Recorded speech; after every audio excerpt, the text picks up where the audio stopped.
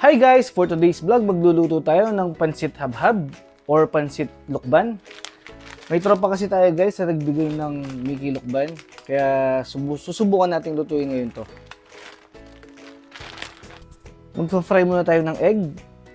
Scramble natin yan, pang toppings natin mamaya. Bahala na kayo kung ilang itlog ang gusto nyo. Optional lang naman yan. Guys, pwede na yan. Itatabi na muna natin yan.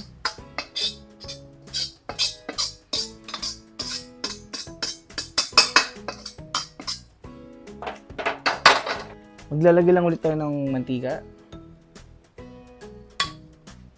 Yan guys, stir fry lang muna natin yung gulay natin. Isang malaking sayote ito guys at saka isang small na carrot.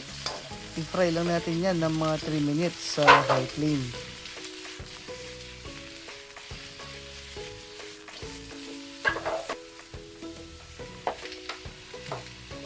After 3 minutes, i-set aside na muna natin yan.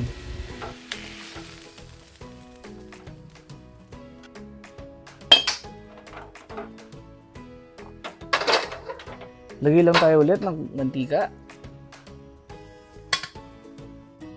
Pag mainit na yung mantika, lagyan na natin yung 6 cloves na bawang.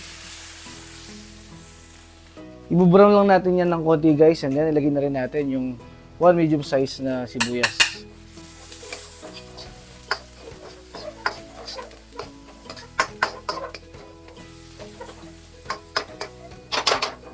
After 1 minute, pag okay na yung sibuyas, ilagay na rin natin yung 1/2 kilogram natin na liempo. Hiniwa ko yan guys ng manipis para mas mabilis maluto.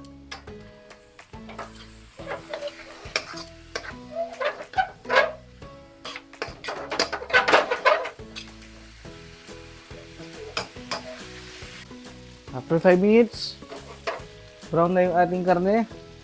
Pwede na tayong maglagay ng paminta. At saka isang shrimp cube. At 3/4 cup na soy sauce. Sabay-sabay na yan guys. Halu-haluin lang natin yan at ituloy lang natin yung pag-isa ng mga 2 minutes pa.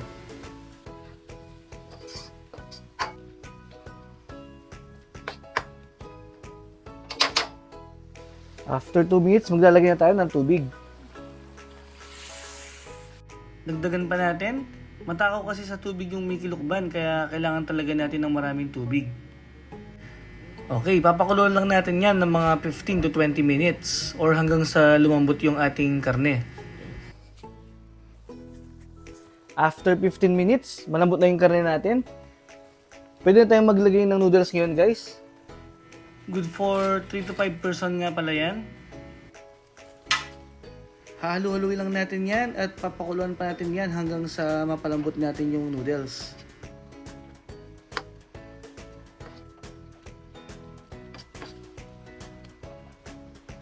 After a few minutes, medyo natuyo na yung sabaw. Pero hindi pa siya ganun kalambot kaya mag-add pa tayo ng konting tubig.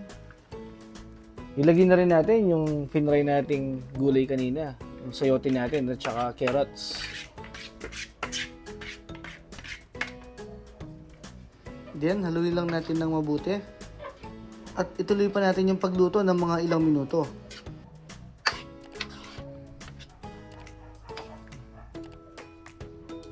Nalagyan pa natin ng konting tubig. First time ko kasi magluto nito kaya hindi ko pa alam tansyahin yung tubig. Kaya inuunti-unti natin para hindi tayo mapasobra sa tubig. At hindi rin mapasobra sa lambot yung ating noodles. Ayan guys, tingin ko malapit na yan maluto, no? Ngayon naman maglalagay na tayo ng pechay. Haluin na lang natin yan at ituloy lang natin yung pagluto ng mga 3 to 5 minutes habang hinahalo natin. Mas matagal lutuin ito no, kaysa sa pansit canton or pansit bihon. Pero napakasarap nitong pansit lukban ng mga tiga Quezon with matching spicy vinegar. Siguradong mapapadami yung kain mo. Ayan guys, after 5 minutes, luto na yan.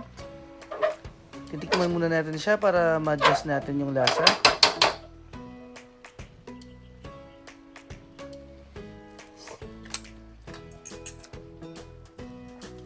Sarap niya. Ilalagay na lang natin yung toppings and then okay na to, guys.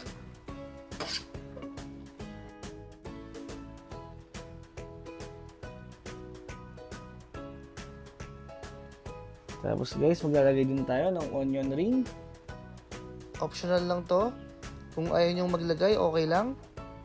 Kung umabot ka sa part ng video na to, maraming salamat sa iyong panonood. At kung hindi ka pa nakasubscribe, mag-subscribe ka na rin. At kung nagustuhan mo naman yung video natin ngayon, maaaring paki-like and share na rin. Okay guys, hanggang sa muli. Bye!